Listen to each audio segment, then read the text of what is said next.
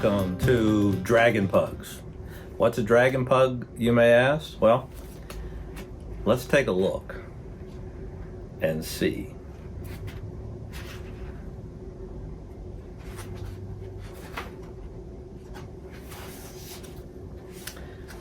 The ancient origin of the dragon pugs revealed.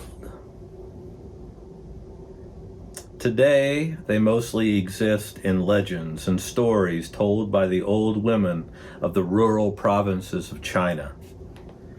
There was a time, however, when dragons were as unexceptional as stray dogs at the town dump or fish in the spawning streams of the mountain passes.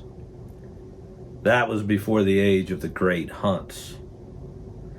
Nobles from the cities found sport in traveling to small villages and capturing or shooting the dragons for trophies. Craftsmen found a way to pickle and preserve their beautifully colored eggs, which became coveted decorations in the homes of the wealthy and the powerful. Doctors came to find medicinal uses for the animals' claws and scales and even their internal organs. Soon the populations that once roamed the skies above the villages began to dwindle. And in time, the great sky lizards from the mountains mostly passed from our world into legend. Without the great dragons patrolling the horizon, China's enemies, the Mongols and the Huns, became increasingly daring in their raids of villages along the borders. To protect their people, the Chinese began constructing a great wall in the Qin dynasty that came to stretch more than 4,000 miles. If you think about 4,000 miles, that's more than across the entire United States, from the Atlantic Ocean to the Pacific Ocean. That's all that distance, plus another 1,000 miles. It's pretty incredible. And of course, we're talking about the Great Wall of China here. So I bet you didn't know that. That's where the Great Wall of China came from. Most people understand that it came from trying to protect the Chinese from the Huns and the Mongols. What you may didn't know is that it was not necessary until the dragons became nearly extinct because of overhunting. Friends of the endangered dragons also developed a plan to protect what remained of the great race that had so long protected their ancestors. In secret gatherings in temples and caves and on farms far from the closest villages, the men and women who loved and respected the dragons studied them intensely. They took to calling themselves the Order of the Falling Sky, in honor of the dying race of dragons that once flew proudly in the skies above the fields and the rivers of China. As their numbers continued to dwindle under the pressures of hunting and egg stealing, members of the Order of the Falling Sky began hatching babies and raising them in secret estuaries. But even this was not enough. Dragons are born to be free, and when held in captivity, soon become bored and melancholic and really do not want to live. And they don't live very long. One rather warm and sunny spring day, a boy named Quan Kun Rong, that's Quan Kun Rong, was caring for a sickly dragon hatchling when a small animal darted across his family's plot of land and headed up into the hills. Kun Rong was a very curious boy who loved to watch and study wild animals, and he immediately prepared to set off after the invader. He knew the hatchling was too weak to be left alone, so he wrapped the dragon in cloths and tucked him into a leather satchel that hung from his waist. He then set off into the hills in search of the little brown animal that raced across his land and into his imagination. Kun Rong tracked the small animal for nearly a mile into the hills when its tracks abruptly disappeared into an outcropping of rocks.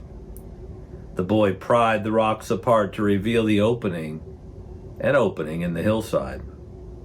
He took a candle from his pack, lit it, and pushed it inside the hole. Suddenly, his one tiny light became thousands as its flame reflected off of countless crystals protruding from the walls and deep within the twisting caverns. In the light, he saw the animal that he had chased continue down the tunnel and disappear. Kunrong entered the caverns, but he never spoke of what happened to him that day. All that is known is that he emerged the next morning with a small dog and no dragon hatchling. The pup was barely taller than his ankle, with a face as dark as the cavern and a tail as twisting as the passages through the mountain. Kunrong cared for the dog with a love and reverence seldom matched by a human for an animal. The Order of the Falling Sky discovered the secret power of the dog only after Kunrong fell into danger one day in front of his father. At the market, with his father, he had slipped and fallen in front of a quickly moving ox cart. Suddenly, with his master's life in danger, the small dog swelled to 5 and then 10 times its normal size. It doubled in size again, and the leathery wings sprung from its back. It all happened in an instant. Then the animal was dragging the boy off the street to safety before the brains of most observers could even register what was happening. When the scene was complete, Kunrong's father immediately rushed the boy and his dog out of the city and to a temple in the neighboring village, where other members of the order lived and worked. Soon the Order of the Falling Sky was raising small dogs with smashed faces and curly tails and calling them pugs. Most pups were fairly normal dogs who loved to be petted and cared for by their masters. The emperor came to love the new dogs and insisted on having the firstborn of each year as for his own children. Once every 7 years, however, a special dog is born in the Chinese Year of the Dragon. She has come to be called the Great Mother and carries with her the remnant of the ancient dragons that once protected rural China. Her pups share the traits of the first dragon pug of Kunrong. The pups appear to be normal and quite harmless little pugs most of the time. But when angry or when their human companions come into danger, they grow to many times their normal size. Their skin becomes oily slick. Their teeth and claws grow to menacing lengths, and wings sprout from their backs. So now you know where the dragon pugs first came from. You can see a picture on the front of the sporran. Back in the back here, a dragon pug. This is a dragon pug named Mr. Nibbles, actually. Not a very good name for a dragon, I realize. Mr. Nibbles is his pug name. When he is just a normal pug, his name is Mr. Nibbles. But when he becomes a dragon pug, he is Nibulus Maximus. Nibulus Maximus, he's one of the favorite characters of my series, The Remnant Chronicles, that started with the sporran and moved into second book, the Iona Conspiracy. Actually, the sporran has 2 books in it, so this is really the 3rd book, the Iona Conspiracy. As you can see, it's much bigger, much deeper story. Well, I thought I would start off today with reading you the history of the dragon pugs before I started reading from the sporran. The sporran is a book I published a few years ago. As you're going to see, it takes place partly in America and partly in Scotland, though the dragon pug, as you know, is from China. You're going to have to wait a while to meet Nibelus Maximus, because he comes up later in the story. But I hope you'll enjoy this story along the way for a while, and then we'll get to Mr. Nibbles a little bit later in the other dragon pugs.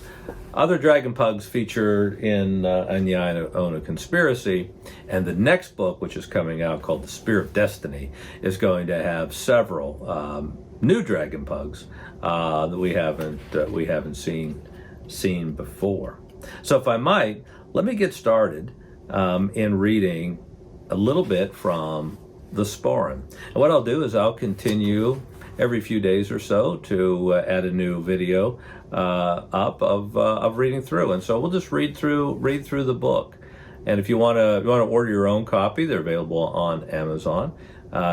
If you like what you see here, send me a note, ask me questions. Be glad to engage with questions from readers as we go. I hope you enjoy it. I hope you learn a few things, and I hope it strikes your imagination. The preface goes like this. In a catacombs far away, a page is turned. It was one of those mornings. There was no warm sun penetrating his chamber, but Fingus knew it was shining in the world beyond. Because as I said, this is in the catacombs, right, which is underground. And in fact, I'll give you a little secret you're not going to find out till later. These catacombs are underground in Edinburgh, Scotland, beneath Edinburgh Castle, which is right there on the cover of the Sporran. In this world, he knew it would be one of those mornings. His eyes opened slowly to greet the darkness. He had long ago become accustomed to the dark, even in the mornings when it seemed so unnatural and so inappropriate. At first, he did not stir, for it was one of those mornings. The air itself demanded contemplation and the dignity of silence. When his legs finally turned off the side of his small bed and he sat up, Fingus had readied himself for his duties. It had been 3 days since the feeling had come over him, and he knew this would be one of those mornings. He had been fasting for those 3 days and was more than ready for the meal that he would share later that morning. He struck a flint, and a spark flew onto the cloth that was damp with fuel. The darkness skulked into the corners of his chamber and behind his meager furnishings. Slowly, the small man slipped out of his bedclothes and into his finest white robes. He tied them about his waist with a golden rope, though no one would be there to see him. It was one of those mornings, and it demanded respect and the dignity of silence. Down the corridor, he slowly marched until he came to the room. It was one of those mornings, and this is where he was to be. He paused at the entrance, his waist bending slightly to match the bend in his neck. Entering the room, he bent forward slightly again before placing his torch in an iron sconce to his right. The small man, with a slight paunch, bent his body once more before slowly approaching the table near the back wall. His steps were heavy and perfectly placed, as they had been 100 times before. With care, he reached up to the upper right corner of a large book lying open on the table. Fingus took a deep breath, cleared his mind of the worry and wonder that had been creeping in for the last 3 days, and pulled the sheet to the left, where he let it fall naturally to its new place of rest. The page had been turned. for it was one of those mornings. So I wonder what that means. A small man, Fingus.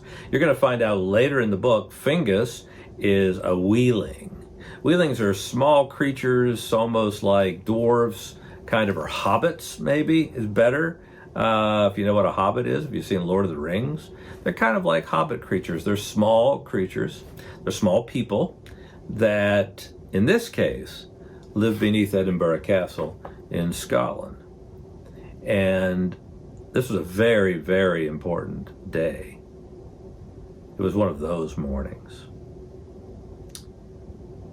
And with great dignity and great care, very alone and very hungry for not eating for 3 days. He was fasting, right? Didn't eat for 3 days.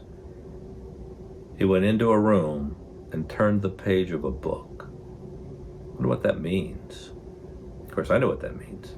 But you're going to have to figure out what that means. I wonder what you think right now. What could that mean? You're going to go back to that room later on in the book, but not just yet. So that's just the preface. When you come back next time, we'll start reading the Sporran and find out what's going on with that special package Jacob's father sent to him from Scotland. Like, subscribe, come on back next time. We'll see you real soon. Beware those dragon pugs.